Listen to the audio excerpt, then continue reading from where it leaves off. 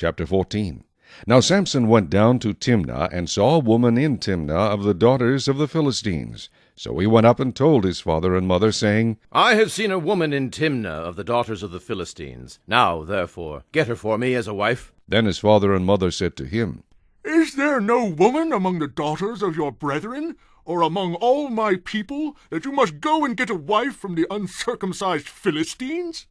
And Samson said to his father, Get her for me, for she pleases me well. But his father and mother did not know that it was of the Lord, that he was seeking an occasion to move against the Philistines.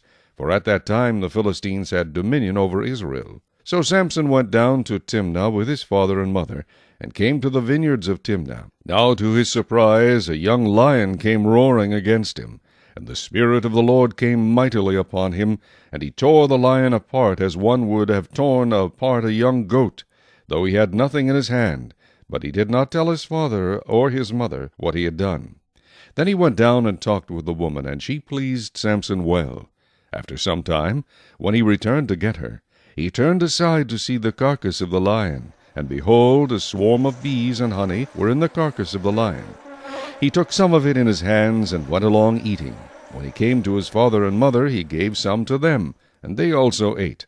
But he did not tell them that he had taken the honey out of the carcass of the lion. So his father went down to the woman, and Samson gave a feast there, for young men used to do so.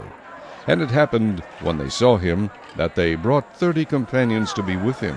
Then Samson said to them, Let me pose a riddle to you. If you can correctly solve and explain it to me within the 7 days of the feast, then I will give you 30 linen garments and 30 changes of clothing. But if you cannot explain it to me, then you shall give me 30 linen garments and 30 changes of clothing. And they said to him, Pose your riddle that we may hear it. So he said to them, Out of the eater came something to eat, and out of the strong came something sweet. Now for 3 days they could not explain the riddle, but it came to pass on the 7th day that they said to Samson's wife, Entice your husband, that he may explain the riddle to us, or else we will burn you and your father's house with fire. Have you invited us in order to take what is ours? Is that not so? Then Samson's wife wept on him and said, You only hate me. You do not love me. You have posed a riddle to the sons of my people, but you have not explained it to me. And he said to her, Look, I have not explained it to my father or my mother, so should I explain it to you? Now she had wept on him the 7 days while their feast lasted. And it happened on the 7th day that he told her, because she pressed him so much. Then she explained the riddle to the sons of her people. So the men of the city said to him on the 7th day before the sun went down, What is sweeter than honey, and what is stronger than a lion?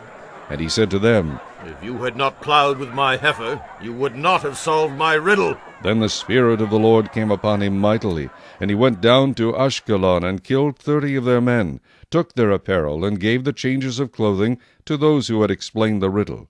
So his anger was aroused, and he went back up to his father's house. And Samson's wife was given to his companion, who had been his best man.